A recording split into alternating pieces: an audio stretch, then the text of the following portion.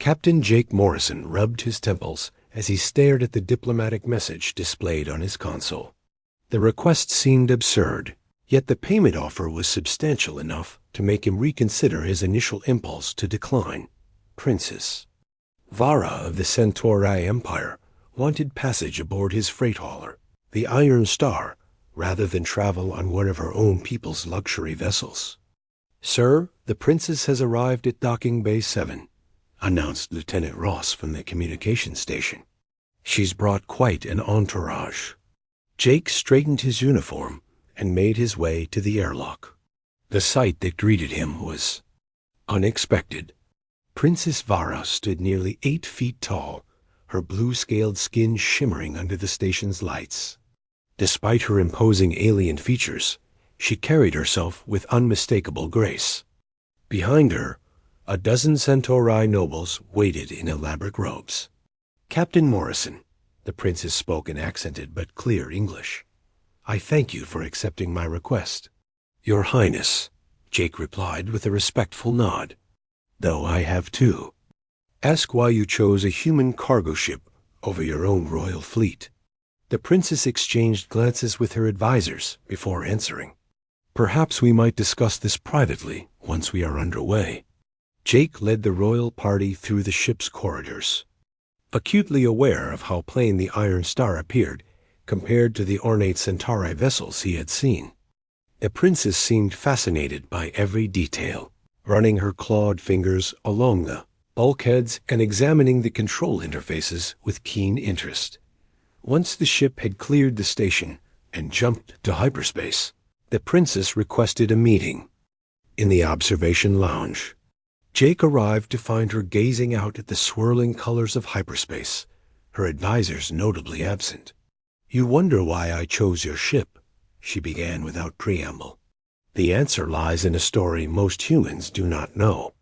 She turned to face him, her large golden eyes reflecting the hyperspace glow. 3 cycles ago, my younger brother Prince Gale was traveling to the outer colonies aboard our finest warship, the Stellar Crown. They encountered what your people call pirates, though these were no ordinary raiders.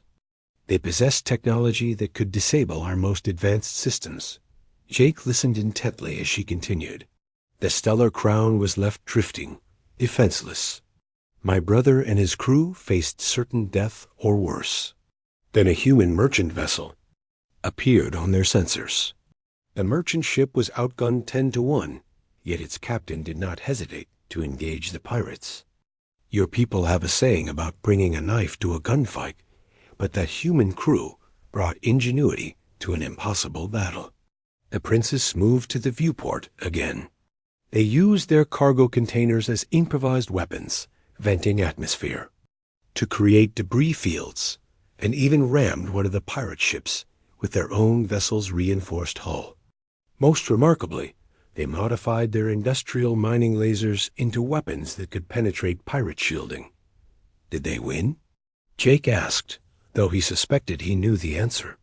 The pirates retreated after losing half their fleet to what they assumed was a military vessel in disguise. When they realized they had been defeated by a simple cargo hauler, they fled the sector entirely. The princess smiled, an expression that seemed strange on her alien features, but somehow conveyed genuine warmth. My brother's crew was rescued, but more importantly, I learned something about humans that day. Your ships are not the fastest or most heavily armed, but they are built by a species that refuses to accept defeat. Every system has redundancies, every tool serves multiple purposes, and every crew member thinks like an engineer. Jake felt a surge of pride, but tried to remain diplomatic. We do tend to over-engineer things. You call it over-engineering. We call it miraculous preparation. The princess moved closer. Since that day, I have studied human vessels extensively. Your artificial gravity systems are more reliable than ours.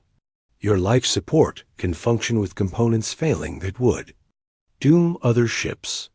Your crews can repair critical systems with spare parts and ingenuity alone. She gestured around the observation lounge. This ship has been in service for 30 years, yet it operates as efficiently as vessels half its age.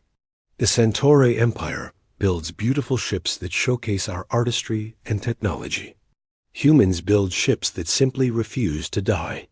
So when I needed to travel to the peace negotiations on Kepler Station, negotiations that could determine the future of 3-star systems, I insisted on traveling aboard a human vessel, not because I distrust my own people's capabilities, but because I trust human stubbornness more than any technology. Jake chuckled despite himself. Stubbornness is definitely one of our defining characteristics. Indeed. And now, having spent time aboard the Iron Star, I understand why my brother speaks so highly of human vessels. Your ship feels alive in a way ours do not. Every vibration, every sound tells a story of function and purpose.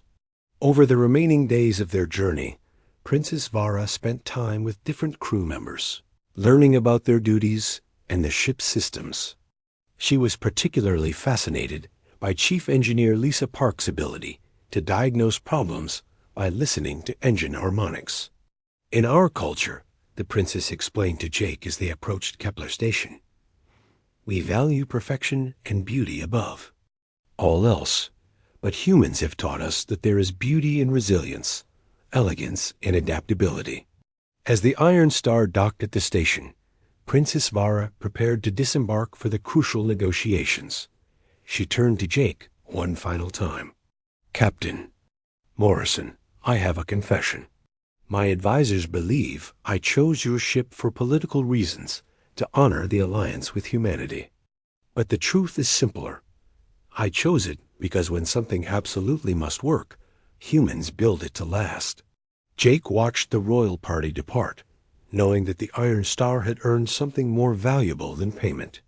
They had gained the respect of an alien princess who understood that sometimes the best technology was the kind that simply refused to quit.